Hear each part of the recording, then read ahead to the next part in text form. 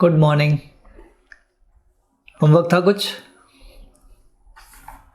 था दोनों अल्टी पल्टी वाले क्वेश्चन कि 1 जो NI का था NOI से करना था और 3 जो NOI का था NI से करना था। ठीक है, बताओ आंसर्स बताओ। कर लिया होगा आपने आराम से। क्वेश्चन नंबर 1 ब्रैकेट में लिख रहा हूँ मैं, फ्रॉम NOI अप्रोच। कितना आंसर आ रहा है? ABC और XYZ आंसर। इसका आंसर तो 20% का 20% ही रहेगा। ये तो चेंज होना ही नहीं कभी, NI हो कि NOI हो। इसका आंसर कितना आ गया? 24% आ रहा है। क्वेश्चन नंबर 3 बताओ मुझे। क्वेश्चन नंबर 3 करना था NI अप्रोच से। इसका आंसर तो 18 का 18 ही रहेगा। इसका आंसर कितना आ रहा है? 16.62% आ गई है। बड़ा आसानी से आपको जो फ्लो है वो उस हिसाब से रखना था। NI वाला फ्लो अलग है, NOI वाला फ्लो अलग है। NI वाला फ्लो कहाँ? EBIT से शुरू होता है और NOI वो भी EBIT से शुरू होता है लेकिन डिवाइड बाय Q हो जाता है, तो टोटल वैल्यू से शुरू होता है, ऐसा समझ लो आप। और वहाँ वैल्यू ऑफ इक्विटी डेट दोनों निकालते हैं, यहाँ टोटल वैल्यू से लेस करके वैल्यू ऑफ डेट लेस करके वैल्यू ऑफ इक्विटी निकालते हैं। श्योर, ये थी कहानी हमारी। क्लियर है? ठीक है, फिर अगली कहानी हम शुरू कर रहे हैं किसकी? मोदिग्लियानी एंड मिलर की। मोदिग्लियानी एंड मिलर ने एक अप्रोच दी।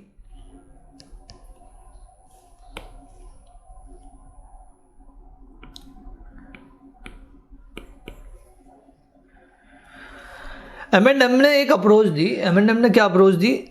वो एक मेथड दी जिसका नाम है arbitrage. What do you mean by arbitrage? इसको समझने के लिए हम कुछ 3 कंडीशन समझते हैं। आर्बिट्रेज का मतलब ये 3 कंडीशन है, अगर ये सेटिस्फाई हो गई तो आर्बिट्रेज हो जाएगा। राइट? क्या 3 कंडीशन है? पहला, नो एडिशनल इन्वेस्टमेंट। दूसरा, नो एडिशनल रिस्क। और तीसरा, positive return. In one word, without any risk short profit कमा रहे हो आप। कोई एडिशनल रिस्क नहीं ले रहे हो और शॉर्ट प्रॉफिट, आपको पॉजिटिव रिटर्न मिलना ही मिलना है। वो आर्बिट्रेज मतलब आपको अगर एक 10 रुपये का नोट दिया जाए और बोला जाए कि यार ऐसे घुमाओ इसको और 20 रुपये बन जाएंगे, फिर घुमाओ तो 30 रुपये बन जाएंगे, है ना? कोई रिस्क नहीं होती घुमाने में। समझ पा रहे हो? ये आर्बिट्रेज है। मतलब शॉर्ट प्रॉफिट कमाने का मौका मिल रहा है आपको without any risk. It's called arbitrage. हालांकि ये मौका बड़ा कम लोगों को और कम टाइम के लिए मिलता है। मतलब इनबैलेंसिंग सिचुएशन होती है ना मार्केट में, तभी मिलता है।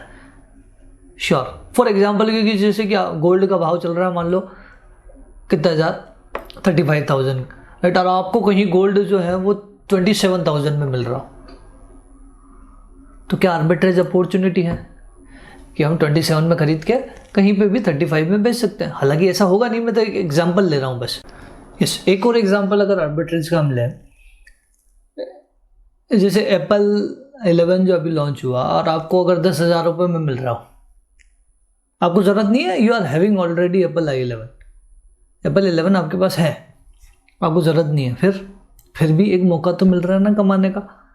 ये कि शॉर्ट प्रॉफिट होगा आपको विदाउट एनी रिस्क, कि 10,000 में खरीद के आप 25, 30, 40,000 में आराम से बेच सकते हो उसको। समझ पा रहे हो? तो आर्बिट्रेज का ये मीन है। Getting my point? ठीक है। तो मोदिग्लियानी एंड मिलर ने आर्बिट्रेज की ये 3 कंडीशन बताई है। No additional investment, no additional risk और पॉजिटिव रिटर्न। ठीक है, अब हम बढ़ते हैं कि यार इसका जो इन्होंने आर्बिट्रेज प्रोसेस दी, इसका रेलेवेंस क्या है मोदिग्लियानी एंड मिलर की अप्रोच से। तो इन्होंने क्या बोला? इन्होंने बोला कि वो जो मैंने चट्टान वाला एग्जाम्पल बताया ना, कि वो वहाँ खड़ा है और बोल रहा है कि आगे मत जाओ, काई है, फिसल जाओगे, नहीं तो फिर वो जाके बता रहा है देखो फिसल गए। तो वैसा ही ये बोल रहा है कि यार वैल्यू ऑफ फर्म जो है ना, दोनों फर्में जो भी हैं उनकी वैल्यू जो है ना वो इक्वल होगी। वैल्यू ऑफ फर्म क्या होगी, इक्वल। अगर इक्वल नहीं होगी ना तो आपको आर्बिट्रेज कमाने का मौका मिल जाएगा, फिर शॉर्ट प्रॉफिट आप कमा सकते हो अगर दोनों फर्मों की वैल्यू इक्वल नहीं है तो। और फिर बाद में अपनी बात को बोल रहा है कि इसलिए मैं बोल रहा हूँ कि ऐसा आर्बिट्रेज का मौका तो सबको मिलेगा नहीं, इसलिए मान लो कि वैल्यू ऑफ फर्म जो है वो क्या होती है, इक्वल। ठीक है, तो अब हम क्वेश्चन के साथ ही समझने की कोशिश करते हैं कि उन्होंने 3 स्टेप में आर्बिट्रेज प्रोसेस को समझाया है, राइट। तो स्टेप नंबर 1, स्टेप नंबर 2 क्या है ये हम समझेंगे। क्वेश्चन नंबर जो हम कर रहे हैं वो है क्वेश्चन नंबर 5। क्वेश्चन नंबर 5 को हम कर रहे हैं, जिसमें स्टेप नंबर 1 आपको पता है ये क्या है, मैं जैसे ही लिखूंगा आप निकाल पाओगे आराम से। स्टेप नंबर 1 में आपको करना है calculation of total value. Total value calculate करके आपको मुझे बतानी है, कंपनी ए की और कंपनी बी की। शुरू हो जाओ, 5 मिनट बाद हम बोर्ड पे लिखेंगे। कंपनी ए और कंपनी बी की टोटल वैल्यू निकालनी है। कैसे निकालते हैं ये आपको पता है, value of equity, value of debt and so on.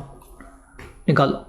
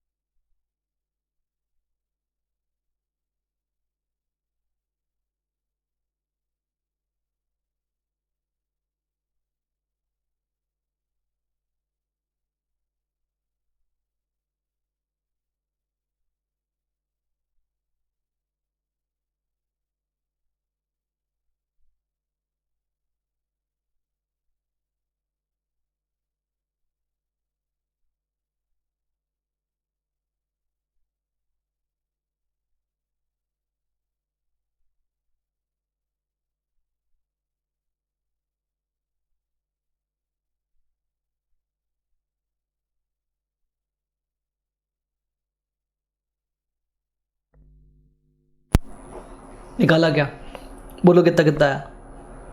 Company ए का टोटल वैल्यू कितना, 36 लाख, और कंपनी बी का टोटल वैल्यू 32,40,000।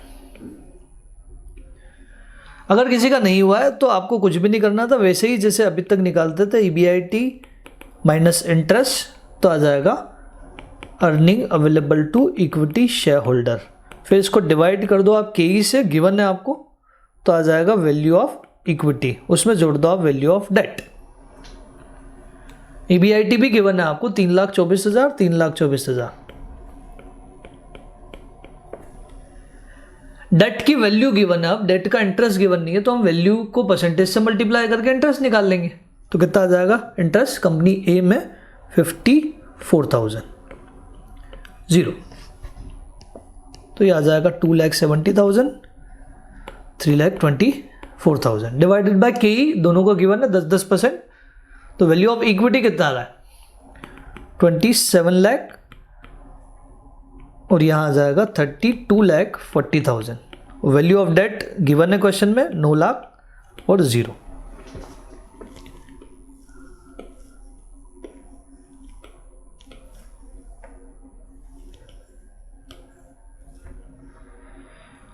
क्लियर है क्या। तो ये आपकी हो गई टोटल वैल्यू। अब क्या करना है इसमें, ध्यान से दिखना बस, कि हमको जो करना है जिसकी वैल्यू कम है, कम किसकी है, कंपनी बी की, उसको हमें बाय करना चाहिए। ये क्लियरली मोदिगलानी एंड मिलर ने यहां बोला कि जिसकी वैल्यू कम है उसको करो बाय, और जिसकी वैल्यू ज्यादा है उसको करो सेल, तो आप कमा पाओगे। मतलब एक अजम्पशन और यहां पे आ गई कि सेल करने के लिए, मतलब कंपनी ए को सेल करना है, मतलब कंपनी ए के शेयर्स आपके पास होने चाहिए ना। तो बाय डिफॉल्ट ये अजम्पशन होगी। हालांकि क्वेश्चन ने यहाँ पे तो दिया है, बट अगर मान लो क्वेश्चन ने नहीं दिया होता तो हमें होल्डिंग अज्यूम करनी पड़ती कंपनी ए की, कि हमारे पास कंपनी ए की 10% या 15% या 20%, जो भी हम अज्यूम करें उतनी होल्डिंग है। और क्वेश्चन ने भी अगर प्रिंट करके दिए तो ये श्योर है कि उसी कंपनी की होल्डिंग वो प्रिंट करके देंगे जिस कंपनी की वैल्यू ज़्यादा है, क्योंकि बेचने के लिए शेयर तो चाहिए ना, बेचने के लिए होल्डिंग तो चाहिए ना। खरीदने के लिए पैसा चाहिए, वो ठीक है, खरीद तो हम कभी भी सकते हैं, पर बेचने के लिए बिना शेयर्स आप बेच नहीं पाओगे, श्योर है क्या? तो उसकी होल्डिंग आपके पास दी हुई है, कितनी दी हुई होल्डिंग? 15% होल्डिंग आपको कंपनी ए में दी हुई है, श्योर है क्या? तो ये पहली स्टेप तो बड़ी आसान है, बस इससे ये जज आ गया कि हम किसको बाय करेंगे, किसको सेल करेंगे, श्योर। अब आते हैं हम स्टेप नंबर 2 पे, और सबसे ज़्यादा इंपॉर्टेंट स्टेप अगर है मोदीग्लानी एंड मिलर में तो वो यही है, स्टेप नंबर 2। कोई पेन मत उठाना जब तक समझ ना है, कोई पेन मत उठाना, पेन को रख लो साइड में यार, पहले पूरा ध्यान, पूरा कंसंट्रेशन समझने पे लगाओ। स्टेप नंबर 2 जो है वो है कैलकुलेशन ऑफ इन्वेस्टमेंट।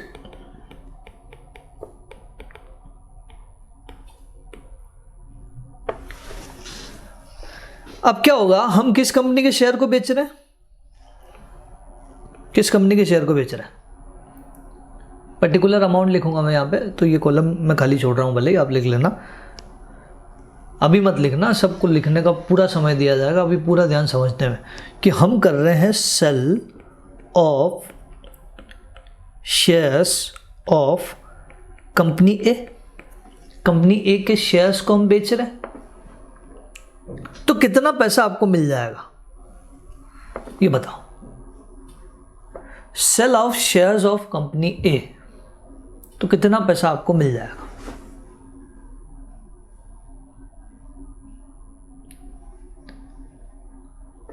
बताओ।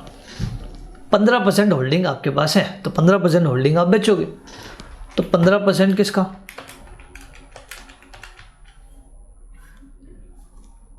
अगर 5,40,000 आपका आंसर है तो आप गलत हो। क्यों गलत हो? कि आपने टोटल पे निकाल लिया वो, बल्कि होल्डिंग अगर होगी तो वो किसकी होगी? इक्विटी की। शेयर होल्डिंग आपके पास किसकी होगी? इक्विटी की, और इक्विटी की टोटल वैल्यू 27 लाख है। 100% इक्विटी की होल्डिंग 27 लाख है, तो 15% कितना? तो 15% आप जब निकालोगे तो इट इज कमिंग 4,05,000। किसका आएगा ये? 15% of 4 lakh, 15% of 27 lakh.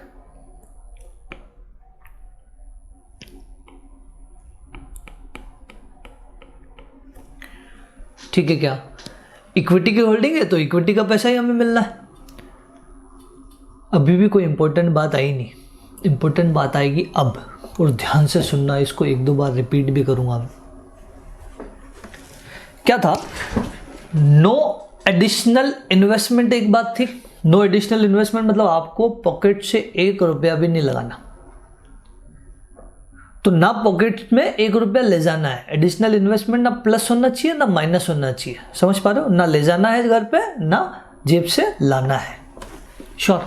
No additional risk, no additional risk, इसका मतलब ध्यान से सुनना कि पहले आप जिस कंपनी में थे उस कंपनी में डेट था। डेट था मतलब रिस्क थी,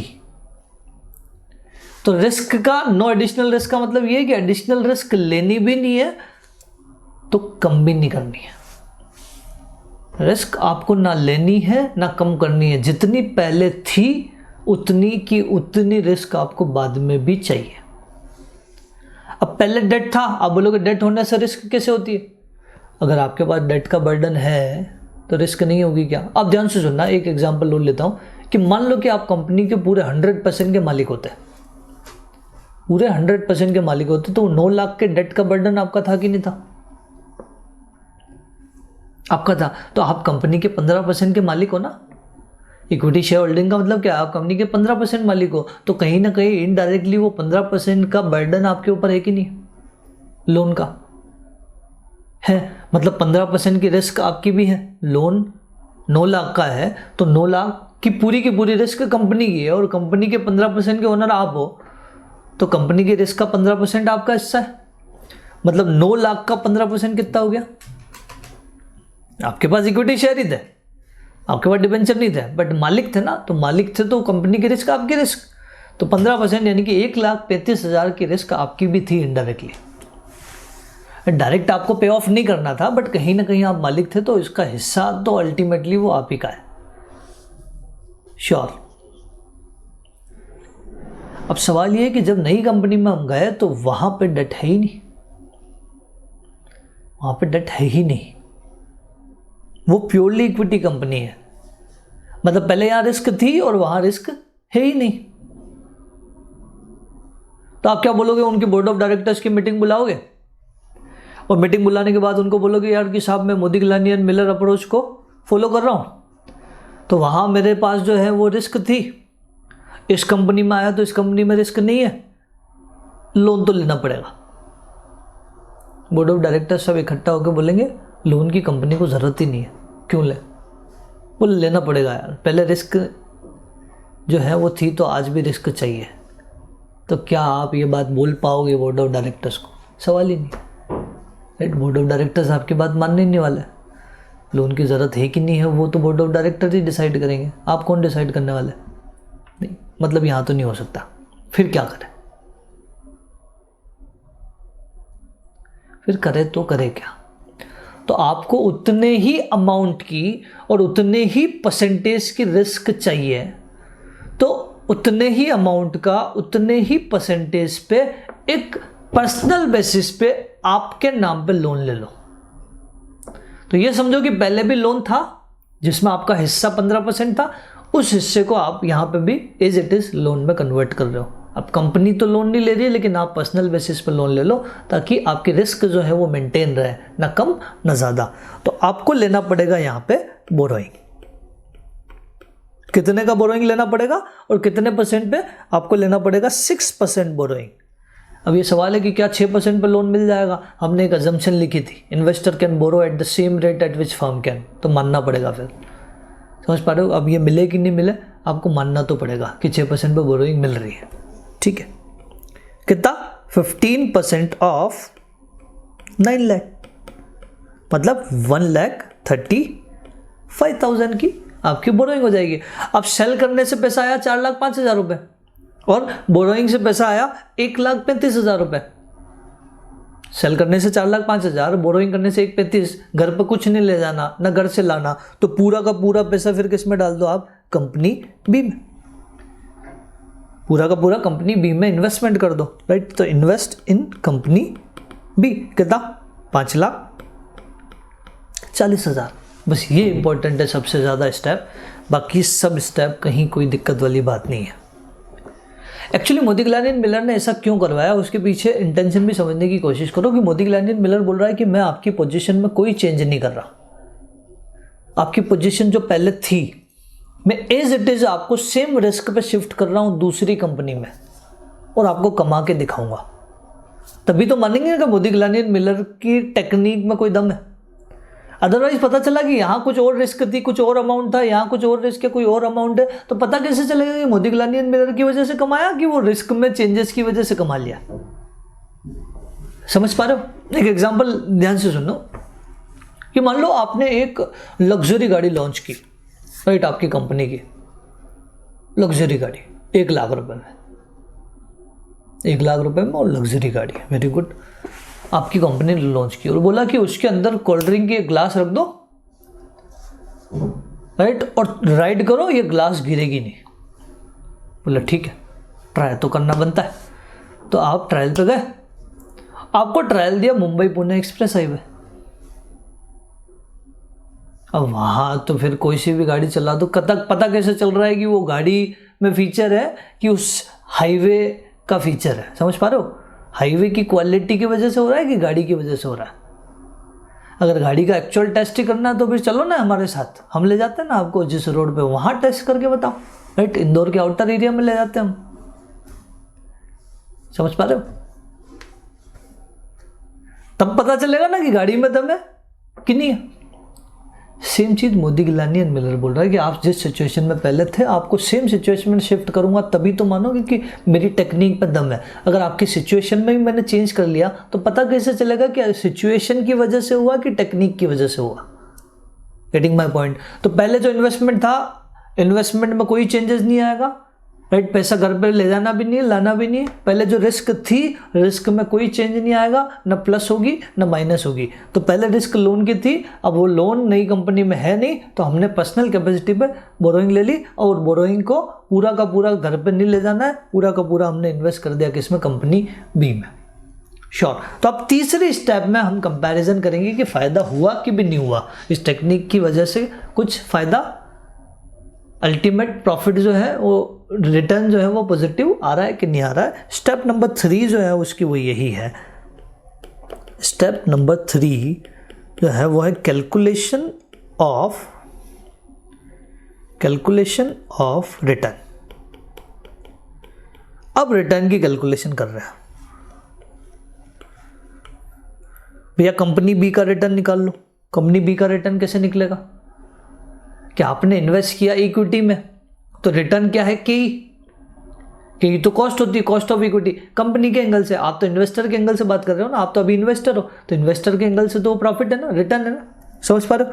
तो हमने कंपनी बी में इन्वेस्ट किया 5,40,000, उस पर हमें केई यानी कि 10% के हिसाब से 54,000 का जो है वो रिटर्न मिल जाएगा। बोले ये तो अर्निंग हुई, आपका रिटर्न कैसे हुआ। एक और अजम्पशन थी, अजम्पशन क्या थी, 100% पे आउट रेशियो। जितना कंपनी कमाएगी पूरा का पूरा क्या कर देगी, बांट देगी, कोई रिटेंशन रेशियो नहीं होगा। लिखा है क्या हमने, ये अजम्पशन का पार्ट है कि कंपनी ने जितना कमाया सब बांट देगी। मतलब मान लो कि आपके पास वो आ गया। अब ये तो कंपनी बी का रिटर्न है, यहां से थोड़ी पता चला हमें कि हमने कमाया कि नहीं कमाया। कैसे पता चलेगा, कि जब तक हम कंपेयर नहीं करेंगे हमारी पुरानी अर्निंग से, तब तक हमें कैसे पता चला कि हम फायदे में रहे कि नुकसान में रहे, समझ पा रहे हो। तो आपको कंपेयर करना पड़ेगा विद ओल्ड अर्निंग। तो इसमें से लेस कर दो भैया कंपनी बी का, कंपनी ए का रिटर्न, कंपनी ए का रिटर्न। कंपनी ए में हमारा इन्वेस्टमेंट कितना था, बोले 4,05,000। उस पर हम कितना कमाते थे, बोले 10%, मतलब 40,500 कमाते थे। एक और नुकसान हुआ है, वो भी लेस करना पड़ेगा, कि हमने बोरोइंग ली, उसका इंटरेस्ट भी तो देना पड़ेगा। तो बोरोइंग का इंटरेस्ट भी दे दो भैया, इंटरेस्ट ऑन लोन कितना, 6% ऑफ 1,35,000। तो 1,35,000 का 6% कितना लोन, 8,100। तो ये भी आप लेस कर दो, ये भी लेस कर दो, और उसके बाद भी अगर पॉजिटिव रिटर्न बचा, मतलब मोदीगिलानी एंड मिलर की टेक्निक में दम तो है। बताओ कितना आ रहा है, 5,400 का आपका नेट रिटर्न बन गया।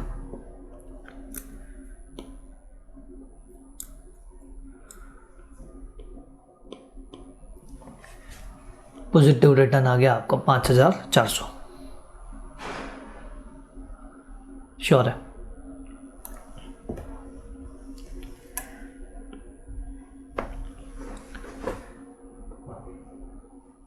अब समझो कि मोदीगिलानी एंड मिलर जो है वो बोलना क्या चाह रहा। मोदीगिलानी एंड मिलर जो अल्टीमेट क्या बोल रहा है, कि मोदीगिलानी एंड मिलर ये बोल रहा है कि ये आर्बिट्रेज तभी पॉसिबल हुआ जब वैल्यू जो है वो क्या हो गई, दोनों फर्म की अलग अलग। अगर दोनों फर्म की वैल्यू सेम होती ना, तो ये आर्बिट्रेज कमाने का मौका आपको नहीं मिलता। दोनों फर्म की वैल्यू अगर सेम होती तो ये आर्बिट्रेज कमाने का मौका आपको नहीं मिलता। मतलब अब तो मान जाओ कि यार वैल्यू ऑफ फर्म जो है वो इक्वल होती है। अगर अलग अलग हुई तो आर्बिट्रेज अपॉर्चुनिटी मिल जाएगी जो किसी को नहीं मिलती। श्योर है 100%। तो अभी जो हमने सीखा, अभी जो कंसेप्ट हमने सीखा, वो कंसेप्ट क्या था, 2 टाइप की फर्म होती है। नाम आप कहीं साइड में लिखना चाहो तो लिख लेना। 2 टाइप की फर्म होती है। एक फर्म होती है लीवर्ड फर्म, एक फर्म होती है अनलीवर्ड फर्म।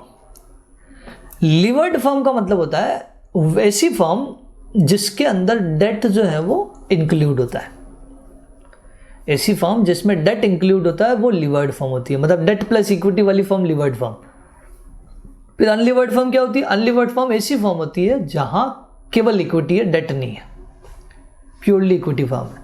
तो अभी जो हमने सीखा वो सीखा लीवर्ड से अनलीवर्ड में शिफ्ट हुआ है। ध्यान से सुनो कि हमने लीवर्ड के शेयर बेचे और अनलीवर्ड के शेयर खरीदे, तो हम शिफ्ट हुए लीवर्ड से अनलीवर्ड।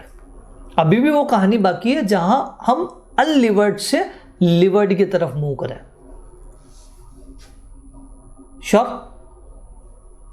अभी भी कहानी बाकी है ना, जहां अनलिवर्ड से लिवर्ड की तरफ मूव करें। तो ये नोट डाउन कर लो आप, राइट? एक एक चीज समझ के नोट डाउन करना, और उसके बाद हम वो अपोजिट वाला केस ले रहे हैं जहां अनलिवर्ड से लिवर्ड में शिफ्ट होने की बात करेंगे। ठीक है, आप लिख लो ये पहली वाली स्टेप तो आपने की हुई थी, राइट? बस यहाँ इतना लिख देना कि बाय करेंगे, सेल करेंगे, जिसकी वैल्यू कम है उसको बाय करेंगे, जिसकी वैल्यू ज़्यादा है उसको सेल करेंगे। अब ये कैलकुलेशन ऑफ इन्वेस्टमेंट और कैलकुलेशन ऑफ रिटर्न वाला हिस्सा आपको नोट डाउन करना था, ये कर लो।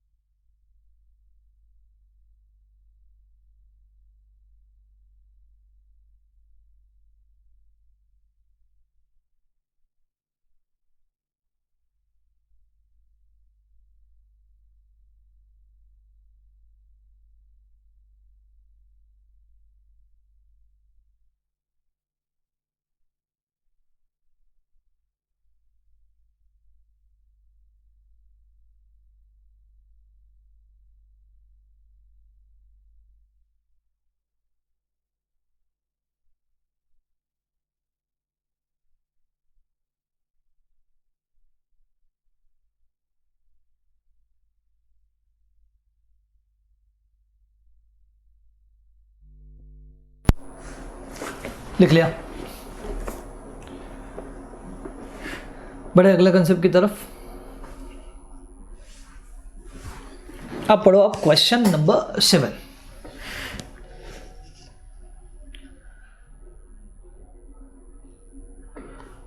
क्वेश्चन नंबर 7, वहां पहली स्टेप तो आपको कैलकुलेट करने की जरूरत ही नहीं है। पहली स्टेप इन्होंने खुद ने प्रिंट करके दी। देखो आप, वैल्यू ऑफ इक्विटी सबसे लास्ट में, value of equity, value of debt अलग अलग दी है, कंपनी यू, कंपनी एल की। दिख रहा है? एक की वैल्यू 10 लाख है और एक की टोटल वैल्यू 9 लाख है, 6 लाख और 3 लाख का ब्रेकअप दिया है। तो स्टेप नंबर 1 आपको कैलकुलेट करने की जरूरत ही नहीं है, सीधा सीधा लिखना है बस, राइट? तो मैं शुरू इसको सीधा स्टेप नंबर 2 के साथ करूंगा। आपको एक स्टेप नंबर 1 और स्टेप नंबर 2, स्टेप नंबर 3 तीनों लिखना होगा। मैं सीधा इसको शुरू कर रहा हूं स्टेप नंबर 2 से, कैलकुलेशन ऑफ इन्वेस्टमेंट वाले पार्ट से। कैलकुलेशन ऑफ इन्वेस्टमेंट,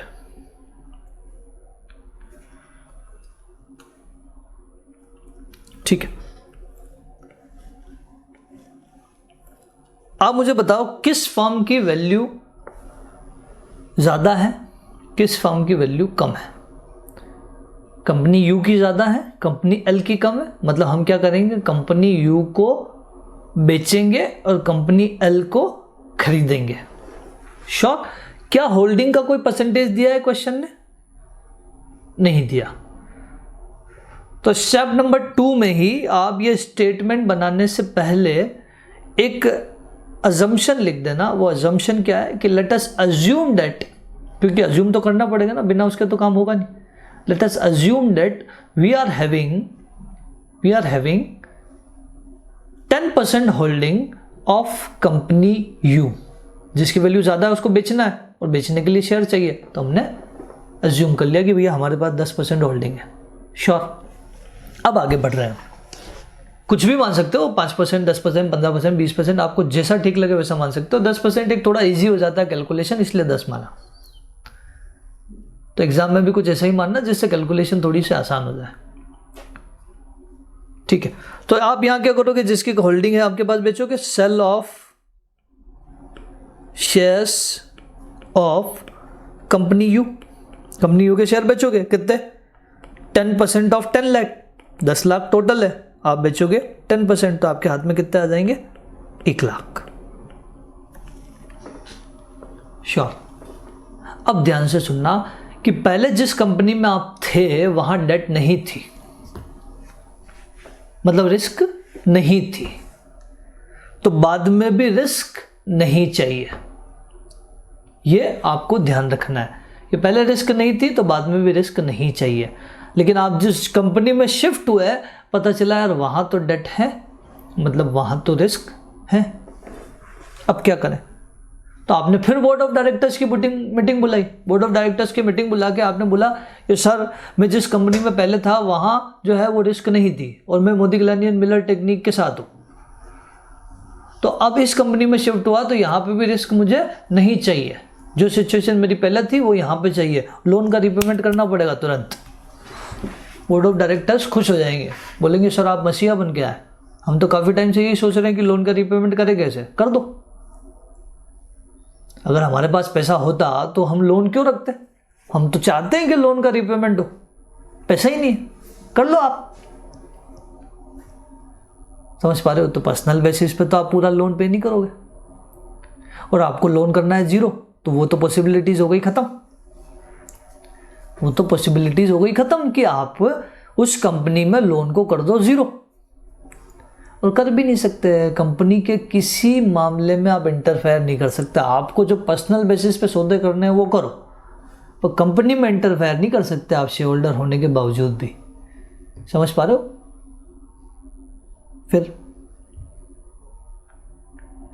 फिर करें क्या। अब वहां रिस्क नहीं थी तो यहाँ पे भी रिस्क नहीं चाहिए, और रिस्क तो आ रही है, इसको नहीं अवॉइड कर सकते, रिस्क तो आएगी ही, ये तय है, क्योंकि लोन रहेगा ही, ये भी तय है। फिर क्या करें। तो अब आपको उस रिस्क को कंपनसेट करने के लिए, आप ध्यान से सुनना कि पहले हमने क्या किया था कि रिस्क जब हमें चाहिए थी तो हमने बोरोइंग ले ली। अब रिस्क हमें नहीं चाहिए, रिस्क को हमें करना है नलीफाई, जो रिस्क आ रही है उसको करना है 0, तो आप इसका जस्ट अपोजिट कर दो, मनी लेंडिंग का एक FD कर दो। जितने की रिस्क आ रही है ना उतने की एक FD कर दो, उतने ही परसेंटेज पे जितने की रिस्क आ रही है, तो वो रिस्क जो आएगी वो नलीफाई हो जाएगी आपके FD से। समझ पा रहे हो। लेकिन अब सवाल ये है कि जो मनी लेंडिंग करेंगे हम, जो FD बनाएंगे, वो कितने अमाउंट की करेंगे, ये आपका जवाब बड़ा इंपॉर्टेंट होगा कि कितने का FD करें। कोई लिखना मत, केवल बताना बस, मैं पूरा चेक करूंगा उसके बाद ही लिखना। तो अभी कोई पेन नहीं चलाएगा, हो सकता है हम गलत हो जाए। बताओ कितने की FD कराएं। 30,000, चलो ठीक है, 30,000 की हमने FD कराई, तो बच्चे कितने, 70। 30,000 की FD कराई, 70 बच गए। श्योर। 70 किस में इन्वेस्ट कर देंगे हम, 70 किस में इन्वेस्ट कर देंगे, कंपनी L में। अब ध्यान से सुनना कि कंपनी L के आप कितने % के मालिक हुए, बता सकते हो क्या आप। 10% नहीं होगा, जरूरी नहीं कि पिछली कंपनी में जितने % के आप मालिक थे उतने ही % के मालिक कंपनी L में भी रहो। डिपेंड करता है, आपका इन्वेस्टमेंट 70,000 का है और कंपनी L की जो टोटल इक्विटी की वैल्यू है वो 6 लाख की है, तो 6 लाख में आपने 70,000 के शेयर खरीद लिए, तो कितने % होल्डिंग खरीद लिए, तो बोले 70,000 डिवाइडेड बाय 6 लाख मल्टीप्लाई 100 करो आप। 70 डिवाइडेड बाय 6 मल्टीप्लाई 100 कितना आया, आप कितने % मालिक बन गए, 11.67% के आप कंपनी के मालिक बन गए। श्योर कि 11.67% के हम मालिक बन गए, तो जितने % के आप कंपनी के मालिक हो उतने % की रिस्क आपकी होगी क्या, ऑब्वियसली कि जितने % के ओनर हो उतने % की रिस्क आपकी भी है। तो 3 लाख का 3 लाख टोटल रिस्क है, उसका 11.67% यानी कि 35,010 आपकी क्या हो जाएगी, इसको राउंडेड ऑफ आप 35,000 लिख दो, 35,000 आपकी हो जाएगी रिस्क। और आपने एफडी कितने की कराई? केवल 30,000 की। बल्कि जितने की रिस्क है उतने की एफडी होनी चाहिए ना, हमको तो रिस्क करनी है 0। फिर बोले 35 ले लो, चलो ठीक है 35 ले लो, इस पूरे को मैं हटा देता हूं। अब माइंड में आया कि नहीं 30 नहीं 35 की एफडी करो, चलो ठीक है 35 की एफडी करो।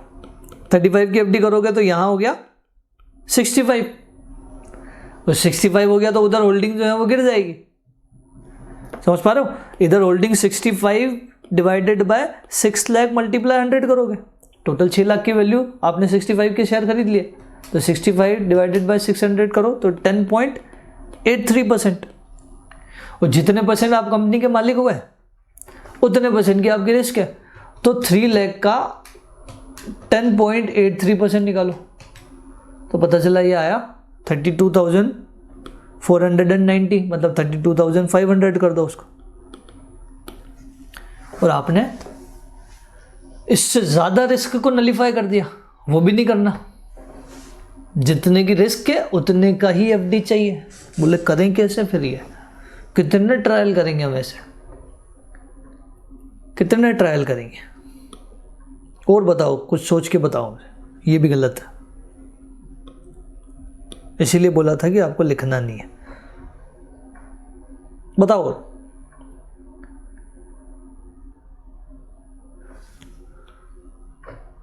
हाँ, ये ट्रायल करो। चलो एक ट्रायल और कर रहा हूं, 33,333। तो ये बचा कितना? 66,667। तो कितने परसेंट कंपनी के मालिक हो गए आप? 66,667। 6 लाख पे अगर परसेंटेज निकालेंगे हम तो ये आ गए 11.11% कंपनी के मालिक, राइट। और जितने परसेंट आप कंपनी के मालिक उतने परसेंट की रिस्क, मतलब 11.11% की रिस्क, तो 3 लाख का 11.11% मैच हो गया। ये मैच हो गया कि जितने परसेंट की रिस्क थी उतने परसेंट की आपने एफडी भी कर दी, मतलब ये करेक्ट है। बट इतने ट्रायल एंड एरर के बाद आएगा क्या? बिल्कुल नहीं, एक बार में आ जाएगा। कैसे एक बार में आएगा? ध्यान से सुनना बस। हमारे पास इन टोटल 1 लाख रुपए है क्या? अभी हमने जो शेयर बेचे उससे कितना है? 1 लाख रुपए। श्योर। जब नई कंपनी में जा रहे हैं तो वहां डेट भी है, इक्विटी भी है क्या? कुछ नहीं करना आपको। डेट इक्विटी का कोई रेशियो है वहां पे? 6 लाख इस टू 3 लाख, मतलब 2:1, आप ऐसा भी बोल सकते हो। समझ पा रहे हो? तो जो इक्विटी का शेयर है, जो इक्विटी के रेशियो का पार्ट है, उसको इन्वेस्ट कर दो इक्विटी में। जो डेट के रेशियो का पार्ट है उसको मनी लेंडिंग में डाल दो। मतलब इन सिंपल, आपको कुछ नहीं करना। 1 लाख को डिवाइडेड बाय करना है 9 लाख मल्टीप्लाई 3 लाख, जिसको आप 2:1 भी कर सकते हो, कहीं कोई आपत्ति नहीं। डिवाइड बाय 3:2 कर दो, 3:1 कर दो, चलेगा, कोई आपत्ति नहीं। मैंने सीधा सीधा पूरा का पूरा अमाउंट ले लिया। आपको जो ठीक लगे वो वैसा कर सकते हो। डिवाइड बाय 9:3 भी लिख सकते हो आप। आया क्या? श्योर। तो ये हो गया step number 2, when we are shifting from unlevered to लिवर्ड।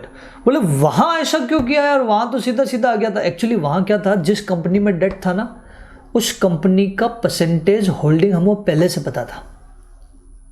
हमें पहले से पता था कि जिस कंपनी में डेट था उस कंपनी में हमारा कितना परसेंट होल्डिंग है, वो पहले से क्वेश्चन ने प्रिंट करके दिया हुआ था। और इस क्वेश्चन में क्या हुआ कि जिस कंपनी में डेट है ना, उस कंपनी में कितना परसेंट हम होल्डिंग लेने वाले हैं ये हमें नहीं पता था। इसलिए हमें कितने रिस्क आने वाली है ये नहीं पता चला। और ये नहीं पता चला तो फिर हमने इस टाइप से रेशियो में बांट के निकाला। श्योर है क्या? उसमें ऐसा क्यों किया और यहां हमने ऐसा क्यों किया? ठीक है। Step number 3। स्टेप नंबर 3 वैसा का वैसा। कैसे? Calculation of return. अब रिटर्न जब कैलकुलेट करने जाओगे तो नई कंपनी कौन सी भैया? रिटर्न इन कंपनी एल। कंपनी एल में आपने कितना इन्वेस्टमेंट किया, 66,667 का, मल्टीप्लाई की, और ये आपके पास है ही नहीं। अब पिछले क्वेश्चन में तो के ही था, यहाँ के ही नहीं है, बट के ही का फॉर्मूला तो आता है ना हमें, earning available to equity share holder divided by value of equity आता है, तो वो वर्किंग नोट में निकाल लेंगे ना। आप मुझे सीधा बता सकते हो क्या, वर्किंग नोट आपको पता है क्या बनाना है, क्या earning available to equity share holder आपको दिया है 2,14,000 divided by value of equity भी है क्या 6 लाख, तो जब मल्टीप्लाई करोगे तो क्या 35.67% आ जाएगा क्या, वर्किंग नोट में बता देना उसको। श्योर, तो अब बताओ 66,667 मल्टीप्लाई 35.67% कितना आता है ये 23,780। ठीक है, फिर इसमें से हम लेस करेंगे पुराना वाला रिटर्न, किसका, कंपनी यू का। कंपनी यू में हमारा इन्वेस्टमेंट था ज़्यादा, थोड़ा सा 1 लाख रुपए का था, 1 लाख का मल्टीप्लाई कितने परसेंट करें, तो वहाँ का की निकालेंगे, वहाँ का की भी कहाँ निकालेंगे, वर्किंग नोट में। Earning available to equity share holder divided by value of equity, क्या 25% आ रहा है, 2,50,000 डिवाइड बाय 10 लाख, तो ये हो गया कितना 25,000। ये तो दिक्कत हो गई कि हम पुरानी कंपनी से इस कंपनी में कम कमा रहे हैं, मोदी ग्लानियन मिलर फेल हो गया। नहीं, क्यों, क्योंकि हमने एक एफडी भी करवाई हुई है, उस एफडी का रिटर्न भी तो मिलेगा, तो वो भी तो जोड़ो इसके अंदर, राइट। ऐड करोगे आप क्या, इंटरेस्ट ऑन लेंडिंग। कितना लेंडिंग किया था हमने लेंडिंग किया था 33,000, कितने परसेंट पे, जितने परसेंट के सामने वाली डेट है, सामने वाली डेट का परसेंटेज कितना है 12%, तो आप 12% पे ही लेंडिंग आपको दिखानी पड़ेगी। तो 33,333 मल्टीप्लाई 12% करो, कितना आ रहा है 4,000। ये ऐड होगा क्योंकि फायदा है, तो अब पॉजिटिव रिटर्न आना ही है, तय है। मतलब ये मान के चलो कि मोदी ग्लानियन मिलर में नेगेटिव रिटर्न आएगा ही नहीं, हमेशा पॉजिटिव ही आएगा अगर फर्म की वैल्यू अलग अलग है तो, श्योर है। 4,000 प्लस 23,780 माइनस 25,000 कितना आया 2,780, ये आपका पॉजिटिव रिटर्न हो गया, श्योर है। तो ये नोट डाउन कर लो आप, मेनली स्पेशली स्टेप नंबर 2। ये साइड में जो हमने लिखा है ये वर्किंग नोट है, तो इसको टेंशन मत लेना, आप केवल स्टेप नंबर 2 लिख लो। साइड वाला वर्किंग नोट को आप कहीं एनालिसिस में या कलर्ड पेन से लिख देना, समझने के लिए चलेगा। तो ये नोट डाउन कर लो आप, कोई डाउट हो तो पूछ लो, फिर हम बढ़ते हैं अगले कंसेप्ट की तरफ।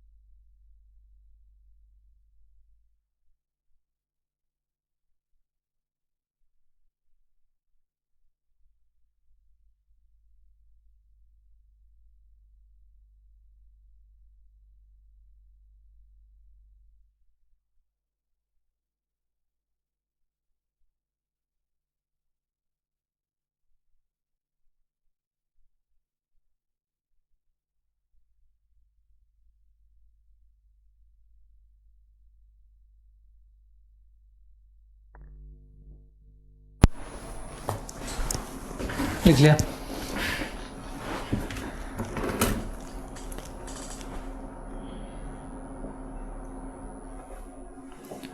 ये वर्किंग नोट नंबर 1 नाम देके आप ये के की कैलकुलेशन ज़रूर लिख देना, पहले फॉर्मूला और फिर कंपनी एल और कंपनी यू का सीधा सीधा फॉर्मूले में वैल्यू पुट करनी है। ठीक है।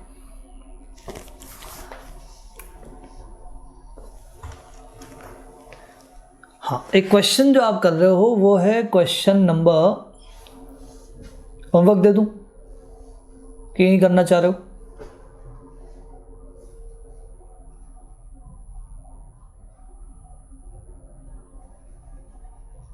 यही करना चाहो अभी कर लो, 5 से 7 मिनट का टाइम लगेगा। होमवर्क लेना चाहो होमवर्क ले लो। क्वेश्चन नंबर है 6।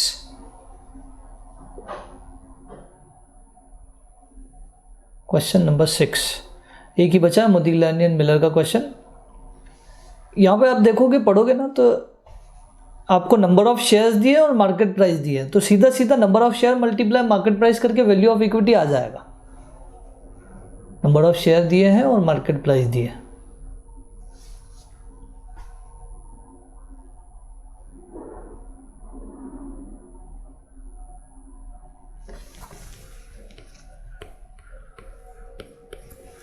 करो यार, 5 मिनट का टाइम मैं देता हूँ यहाँ पे क्वेश्चन नंबर 6 के लिए। एक प्रैक्टिस हो जाएगी, अगर कोई डाउट है तो यहीं कहीं डील भी हो जाएगा। आई डोंट थिंक कि कोई डाउट आएगा, बट फिर भी आप कर लो।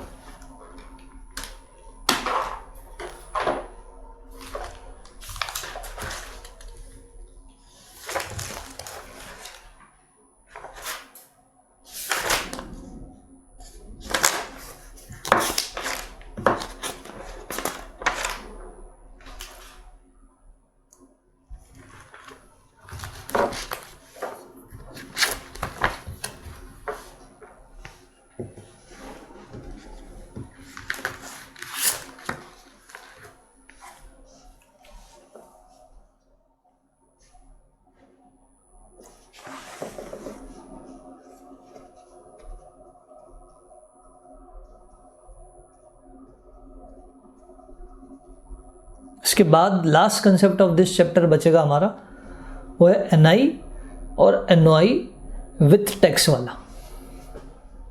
एनआई और एनओआई विथ टैक्स वो हम करेंगे। 5 मिनट आप बिल्कुल ट्राई करो बिंदास होके।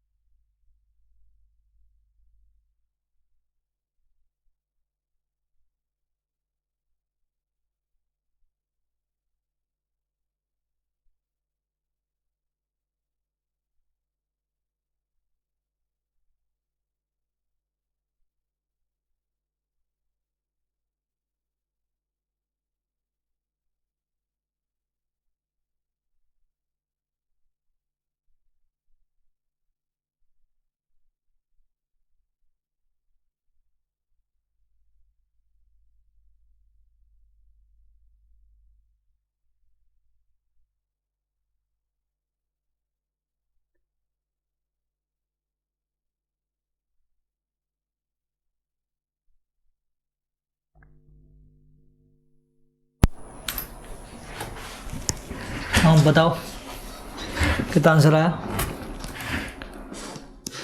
कितना? 216,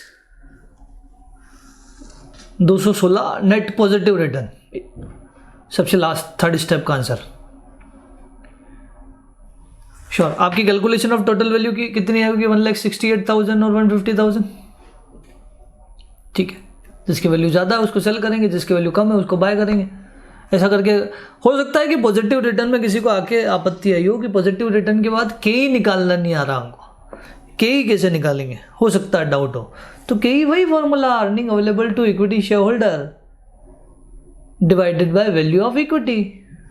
जैसे के मैं बता देता हूँ, अगर आपका के नहीं आया हो, मान लो कंपनी एक्स कंपनी वाई, के आपको profit before interest and tax दिया है 18,000 माइनस आप इसमें से करोगे 3,600, तो ये आ गया earning available to equity share holder divided by value of equity. Value of equity कितना है? 1,08,000। ये कंपनी एक्स का हो गया। कंपनी वाई का 18,000 डिवाइडेड बाय 1,50,000, तो ये आपका क्या आ जाएगा? कितना आ रहा है बताओ?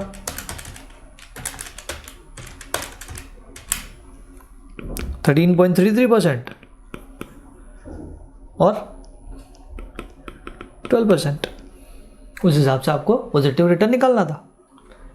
ठीक है, आगे बढ़ते हैं। बस लास्ट एक्सपेरिमेंट हमारा एनआई और एनओआई विथ टैक्स। ठीक है,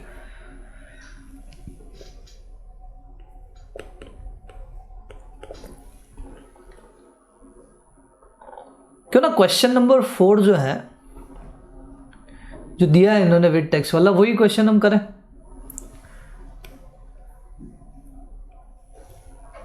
इसके विदाउट टैक्स वाले आंसर तो आप निकाल ही लोगे।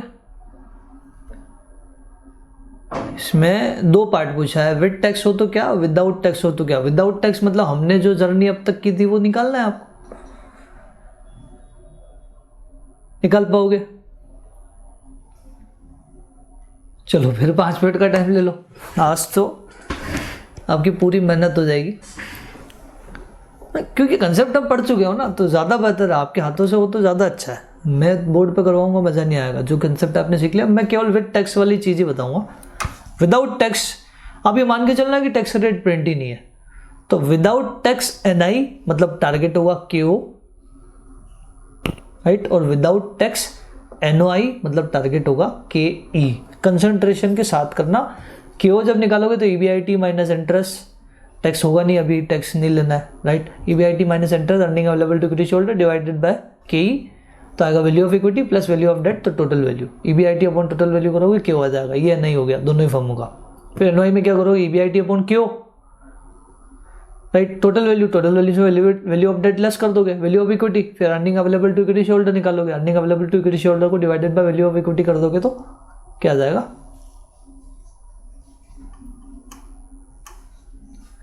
आपका कॉस्ट ऑफ इक्विटी।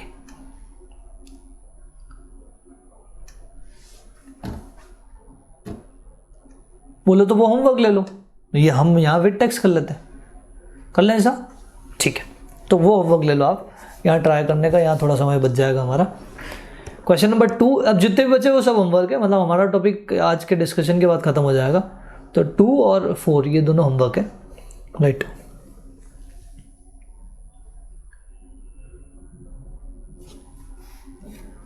ठीक है, 4 में भी विदाउट टैक्स वाला होमवर्क है, विद टैक्स वाला तो हम कर ही रहे। एनआई विद टैक्स ये हम कर रहे हैं। तो एनआई में जब आप वो शेड्यूल बनाओगे, ध्यान से सुनना, कंपनी एक्स और कंपनी वाई, एक बार पढ़ लो कौन डेट वाल यूज कर रहा है, कौन डेट यूज नहीं कर रहा है। सेम रिस्क क्लास में है, कंपनी एक्स यूजेज डेट, मतलब एक्स जो है वो डेट वाली है, लिवर्ड है, और वाई जो है वो अनलिवर्ड है, ठीक है। ईबीआईटी कितना है, पूरा क्वेश्चन पढ़ लो है। The levered firm has 18 lakh debenture मतलब company X has 18 lakh debenture carrying 10% rate of interest. ROI जो है इन्होंने ईबीआईटी सीधा नहीं दिया, आरओआई दिया, रिटर्न ऑन इन्वेस्टमेंट 20% है, और टोटल असेट जो है वो 30 लाख है।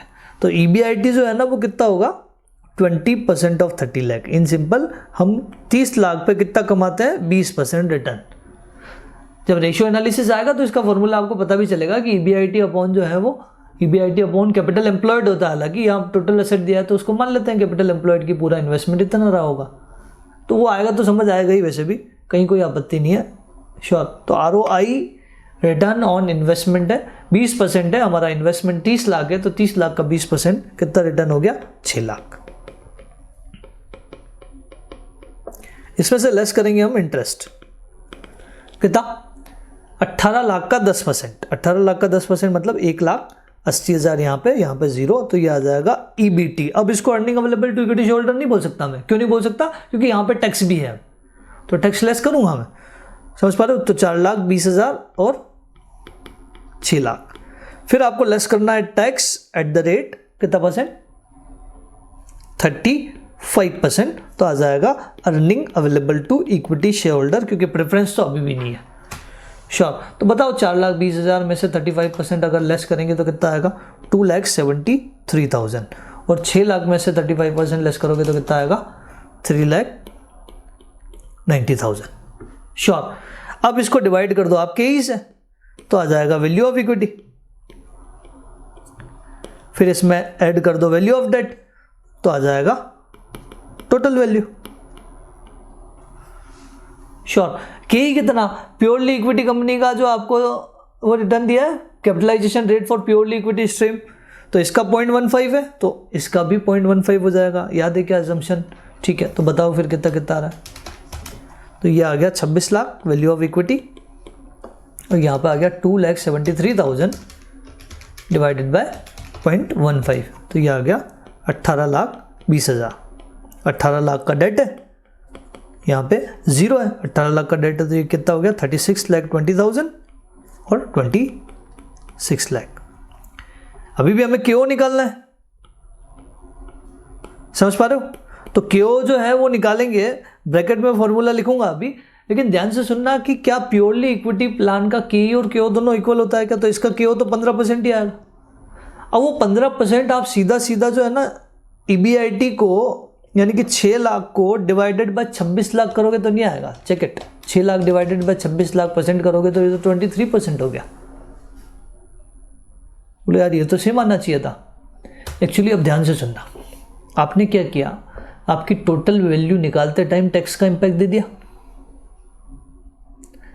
मतलब आपका फॉर्मूला है ईबीआईटी अपॉन टोटल वैल्यू, तो टोटल वैल्यू यानी कि आपके डिनोमिनेटर में टैक्स का इंपैक्ट आ चुका है, तो भैया न्यूमरेटर में भी टैक्स का इंपैक्ट आना चाहिए for the purpose of matching concept. मतलब आपको कुछ नहीं करना, फॉर्मूले में एक मात्र चेंज आ रहा है, ईबीआईटी इंटू 1 - टी। इसको ईबीटी मत बोलने की गलती मत कर देना, EBIT minus interest into 1 - T नहीं बोल रहा मैं केवल बोल रहा हूँ ईबीआईटी इंटू 1 - टी। ईबीआईटी को आफ्टर टैक्स कर दो, divided by total value, already after tax है ही, तो डिवाइडेड बाय टोटल वैल्यू। अब देखो आप, जैसे 6 लाख को आफ्टर टैक्स किया तो यहाँ तो ये ईबीटी के इक्वल हो गया, नहीं यहाँ पे ये ईएटी के इक्वल हो गया, अर्निंग आफ्टर टैक्स, बट वो लिवर्ड वाले में नहीं होगा, समझ पा रहे हो। तो यहाँ पे गलती मत करना ईबीआईटी माइनस इंटरेस्ट करने की। 3,90,000 डिवाइडेड बाय 6 लाख करो, 15% आ रहा होगा, लेकिन उधर कितना होगा, उधर भी सेम 3,90,000 डिवाइडेड बाय 36,20,000, तो परसेंट निकालो तो इट इज कमिंग 10.77%। कोई चेंज नहीं आया। Earning available to equity shareholder तो अगर हम आता ही ना, मतलब हमें निकालना आता है ईबीआईटी माइनस इंटरेस्ट, टैक्स आ गया तो हमने टैक्स एक्स्ट्रा ले लिया। मतलब कहानी में कोई चेंज नहीं आया, केवल एक्सेप्ट वन कि ईबीआईटी इंटू 1 - टी हमें फॉर्मूले में लिखना है एक्स्ट्रा। एनआई अप्रोच फेल नहीं हुई। एनआई अप्रोच ने बोला कि केओ में चेंज होता है तो हो भी रहा है, मतलब एनआई अप्रोच टैक्स के आने की वजह से फेल नहीं हुई। इसके बाद पूरा का पूरा कंसंट्रेशन हम शिफ्ट करेंगे किस पे, एनओआई पे। कोई नोट डाउन अगर बाकी हो तो बिल्कुल लिख लो, कहीं कोई आपत्ति नहीं। एक्स्ट्रा कोई खास कैलकुलेशन थी नहीं इसमें, टैक्स एक्स्ट्रा लिया।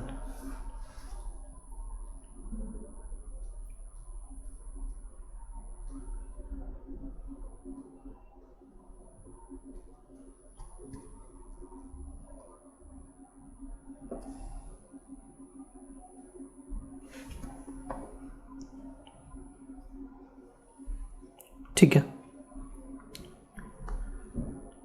बढ़िया, ठीक है। अब आ जाओ आप NOI विथ टैक्स पे। उससे पहले एक कहानी और समझने की कोशिश करते हैं, सॉरी।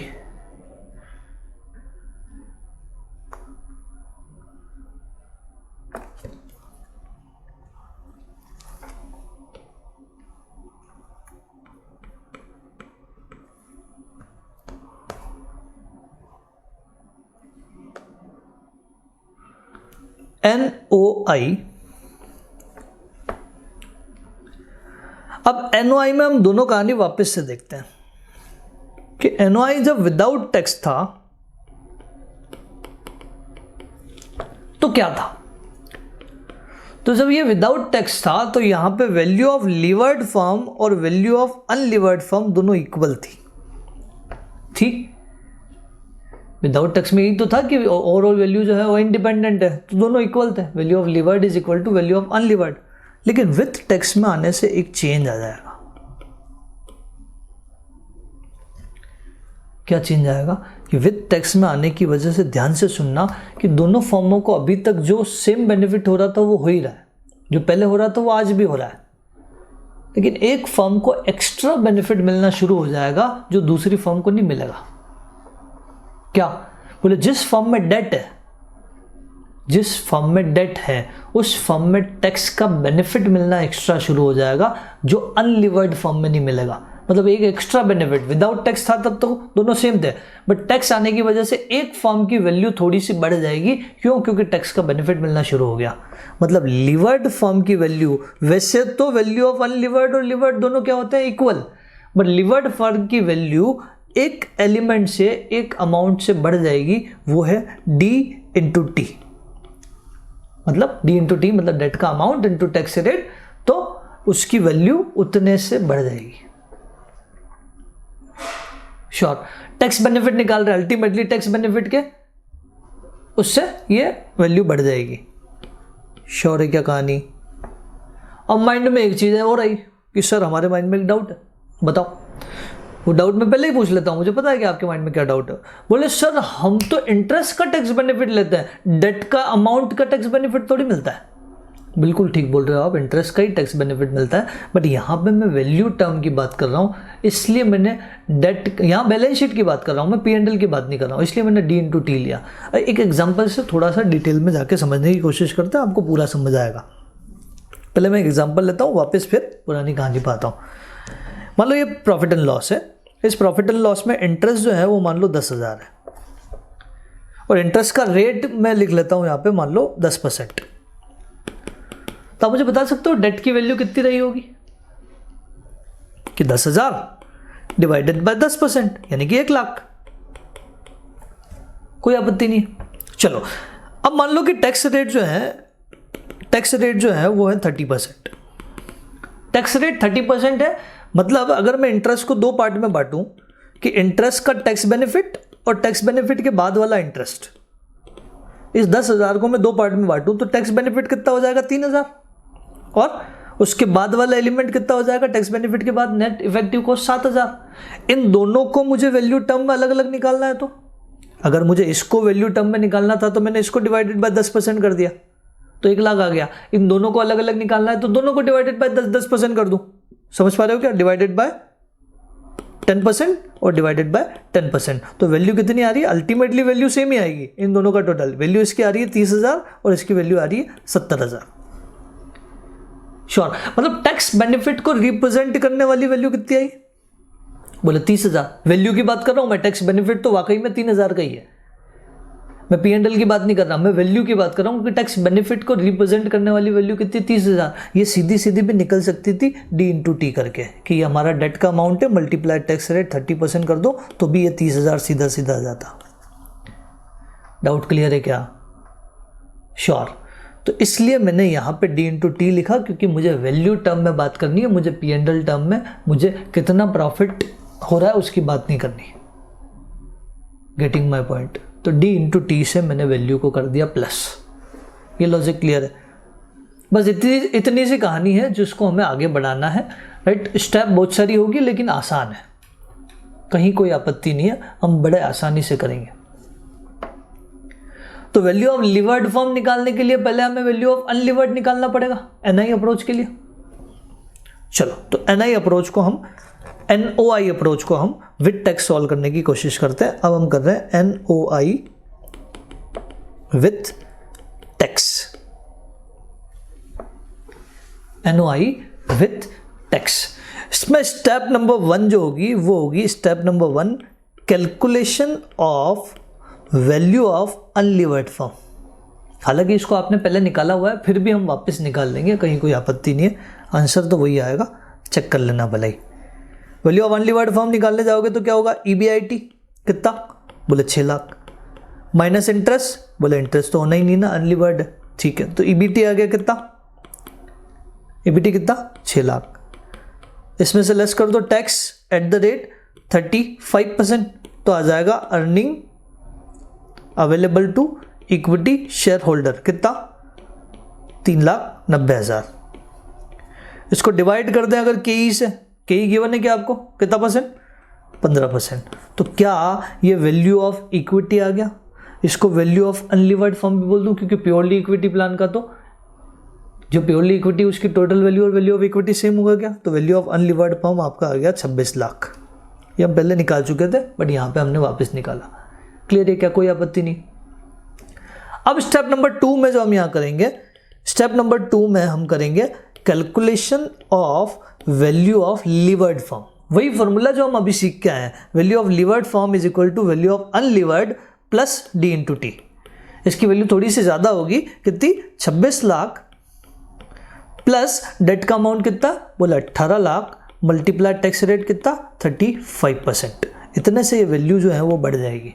तो 18 लाख का 35% प्लस 26 लाख, तो कितना हो जाएगा 32,30,000 टोटल वैल्यू आ जाएगी, वैल्यू ऑफ लिवर्ड। और जब हम एनओआई कर रहे होते हैं तो हमारा टारगेट क्या होता है, ये तो टोटल वैल्यू आई। जब एनओआई सॉल्व कर रहे होते हैं तो हमारे माइंड में टारगेट के ई होता है, और के ई के लिए टोटल वैल्यू नहीं चाहिए, के ई के लिए हमें वैल्यू ऑफ इक्विटी चाहिए। समझ पा रहे हो। तो स्टेप नंबर 3 बड़ा आसान से स्टेप है, बस माइंड में टारगेट चाहिए। Step number 3 calculation of value of equity of levered firm. Unlevered की हम कैलकुलेशन ही नहीं करेंगे, क्योंकि उसका के ई के ओ सब इक्वल है, 15% ही आएगा, तो वहां चर्चा ही नहीं, केवल लिवर्ड फॉर्म की चर्चा कर रहे हैं। तो लिवर्ड फॉर्म की टोटल वैल्यू आ गई क्या, क्या हम टोटल वैल्यू में से लेस कर दें वैल्यू ऑफ डेट, कितना भैया, total value 32,30,000 minus value of debt 18 lakh, तो वैल्यू ऑफ इक्विटी कितना आ गया, वैल्यू ऑफ इक्विटी आ गया 14,30,000। कोई आपत्ति नहीं। अभी भी एक चीज और चाहिए, तब जाके हम के ही निकाल पाएंगे। क्या एक चीज और क्या चाहिए, स्टेप नंबर 4 में हम निकाल लेंगे अर्निंग अवेलेबल टू, आसान है, earning available to equity share, calculation of earning available to equity share holder, वैसे ही जैसे हम अब तक करते हुए आए, टैक्स और ऊपर से लेस करना है बस। तो ईबीआईटी माइनस इंटरेस्ट, यहाँ पे तो इंटरेस्ट भी होगा, तो आएगा ईबीटी माइनस टैक्स, तो आ जाएगा earning available to equity share holder. बताओ कितना आ रहा है,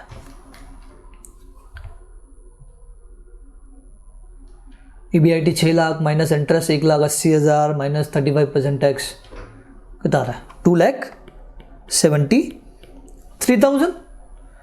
तो स्टेप नंबर 5 में आपका आंसर आ गया। स्टेप नंबर 5 में क्या, कैलकुलेशन ऑफ केई। केई कैसे निकलेगा, KE is equal to earning available to equity share holder divided by value of equity, मतलब step number 4 divided by step number 5।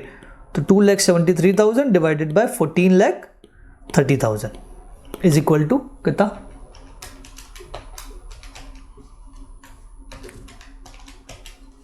कितना आ रहा है 19.09%। ये आपका हो गया step by step presentation with tax NOI का, और सब जगह आपको ऐसा ही करना है, चाहे एनओआई का कोई सा भी क्वेश्चन हो। मतलब एक बार अगर स्टेप्स ये आपने समझ ली तो सब जगह सेम स्टेप्स फॉलो करनी है। ठीक है, अब नोट डाउन कर लो आप स्टेप बाय स्टेप। ये स्टेप नंबर 1, 2, 3 लिख लो, फिर 4, 5 में लिखवा लेता हूं। इससे पहले ये कंसेप्ट भी लिखना है तो ये भी लिख लो।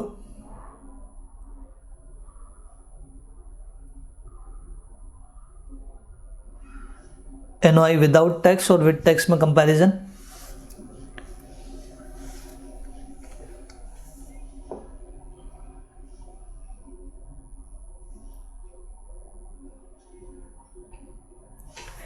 फिर इसके बाद होमवर्क के नाम पे आपके पास है क्वेश्चन नंबर 4 विदाउट टैक्स और क्वेश्चन नंबर 2। बड़े आसान से क्वेश्चन है, आराम से हो जाएंगे। कल शुरुआती 1 या 2 मिनट में ये हमारे क्रॉस चेक हो जाएंगे आराम से और फिर ख़त्म हो जाएंगे।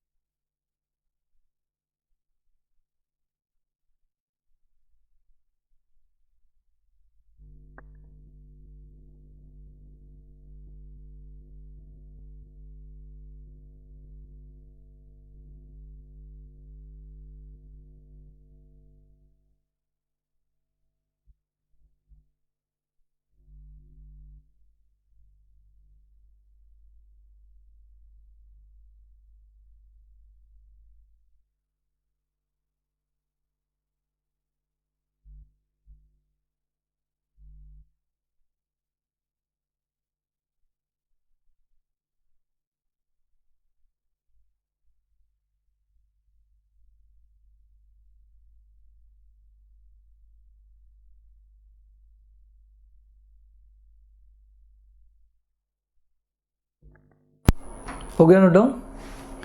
एक लास्ट अप्रोच हमारी बची है, ट्रेडिशनल अप्रोच। इसको डिस्कस करके ही हम आजकल टॉपिक है जो लेक्चर जो है वो ख़त्म करेंगे। 5 मिनट, 5 मिनट से ज़्यादा नहीं लगेगा बिल्कुल। मुझे पता है कि आप लोगों का टाइम हो गया है और आज बहुत इतना ज़्यादा हैवी मोदीग्लानियन मिलर को आपने झेल लिया है। वाकई में मज़ा आएगा आपको, इतना ज़्यादा नहीं है बिल्कुल। ये 5 मिनट मुझे दो, 5 मिनट में आपका लेक्चर मैं ख़त्म कर दूंगा, मत लोड लो यार, ऐसे चेहरे बना के मत बैठो, समझा यार ट्रेडिशनल। अब सवाल ये है कि एनआई ने क्या बोला। एनआई ने बोला कि वैल्यू ऑफ फॉर्म जो है वो डिपेंडेंट है। एनओआई ने क्या बोला, इंडिपेंडेंट। मोदिग्लानी मिलर ने क्या बोला, आई सपोर्ट एनओआई, इंडिपेंडेंट। अब ट्रेडिशनल क्या बोलेगा, आई सपोर्ट एनआई। अब सवाल ये कि ट्रेडिशनल बोलेगा क्या यार, कुछ बच ही नहीं रहा। तो ट्रेडिशनल वाकई में पहली बार आपको ऐसा लगेगा।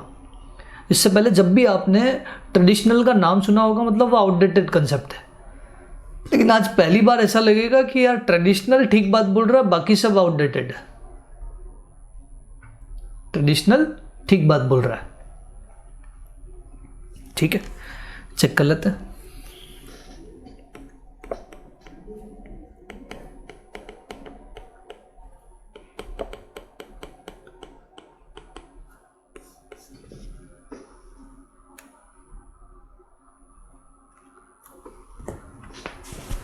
Excuse me.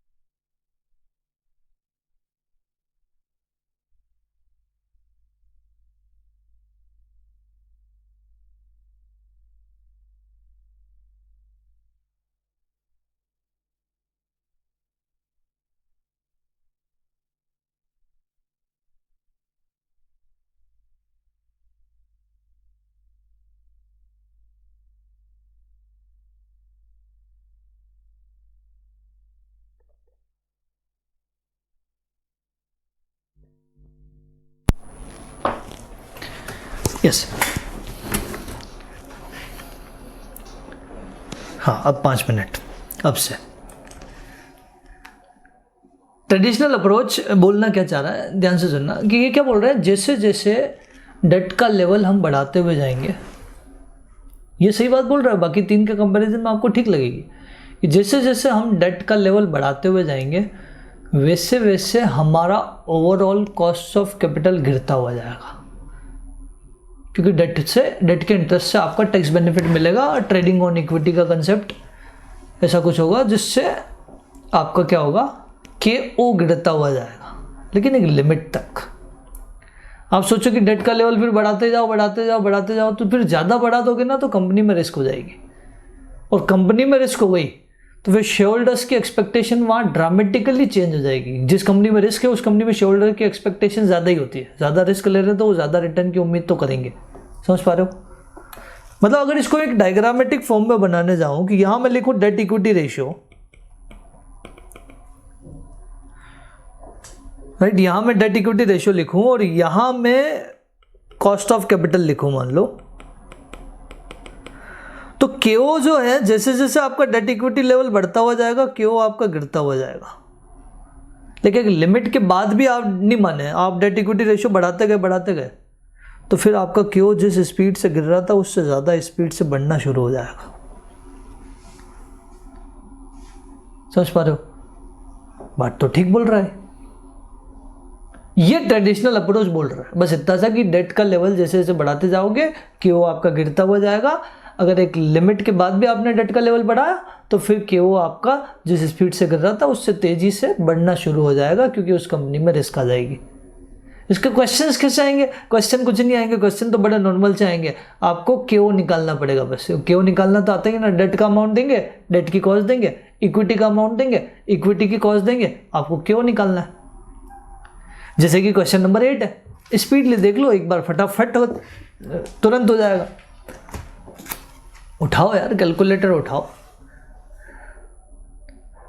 1.5 घंटे में थक गए आप लोग।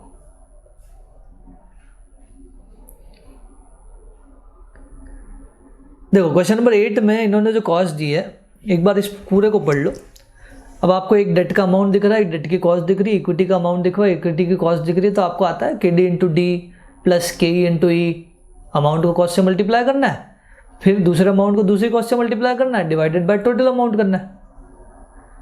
श्योर। लेकिन एक चीज बड़ी ध्यान से सुनना कि ये जो डेट की कॉस्ट है ना, इन्होंने कॉस्ट के ब्रैकेट में लिखा बिफोर टैक्स, तो ये डेट की कॉस्ट है ना, इसमें से टैक्स रेट लेस कर देना। ये इंटरेस्ट रेट है 10%, 10%, 10%, 11%, 12%, तो इनमें से आप टैक्स लेस करते हुए जाओ। कितना परसेंट टैक्स है? 40%। तो 10 में से 40 करोगे तो कितना आ जाएगा? 6। तो 6, 6, 6, फिर 6.6, फिर 7.2 एंड सो ऑन। इक्विटी की कॉस्ट वैसे ही रहेगी क्योंकि उसमें टैक्स का इंपैक्ट आता ही नहीं। समझ पा रहे हो? तो इक्विटी की कॉस्ट में कोई इंपैक्ट नहीं आएगा। फिर आपको क्या करना है? फिर आपको डेट के अमाउंट को डेट की कॉस्ट से मल्टीप्लाई करना है, इक्विटी के अमाउंट को इक्विटी की कॉस्ट से मल्टीप्लाई करना है, डिवाइडेड बाय टोटल। श्योर। तो ऐसे आप साइड में कॉलम बना दो जहां लिख दो KO, मुझे KO बता दो बस, वो KO कितना कितना आ रहा है। KO 7 केसेस है, 1 2 3 4 5 6 7, इन 7 केसेस का KO चाहिए मुझे।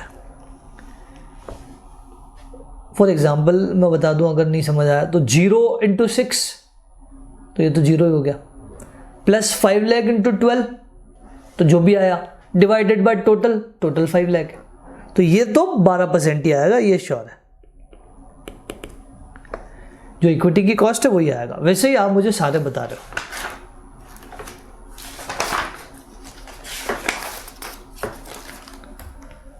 कितना कितना आ रहा है? फिर 11.4, 11.220, तो 2 पे रोक देते हैं, ठीक है। 11.08 और बताते हुए जाओ, 11.28, 11.9 और 13.04। ये आपने कॉस्ट निकाल ली। सबसे कम कॉस्ट किसकी है? सबसे कम कॉस्ट इस वाले केस की है। इस वाले केस में डेट कितना, इक्विटी कितना है? डेट है 1,50,000, इक्विटी है 3,50,000, तो हम बोलेंगे this capital structure having debt of 1,50,000 and equity of 3,50,000 is optimum capital structure. बस वो कैपिटल स्ट्रक्चर जहां कॉस्ट सबसे कम है उसको ऑप्टिमम नाम दे दो। श्योर? खत्म। तो ये चैप्टर हमारा फिनिश हो गया। कल हम कुछ नए टॉपिक के साथ शुरुआत करेंगे, ठीक है। कोशिश करेंगे कि हम बड़ा टॉपिक ही लें, राइट। फॉरेक्स, डेरिवेटिव, पोर्टफोलियो, ये शुरू कर देते हैं। बीच में है डिविडेंड पॉलिसी भी छोटा टॉपिक देखेंगे हम, बट कोशिश बड़े टॉपिक की करेंगे। श्योर, जो भी होगा कल डिसाइड कर लेंगे। आज का लेक्चर भी हम यही रोक रहे हैं। कोई भी डाउट है तो आप बिल्कुल डिस्कस कर सकते हो। Thank you.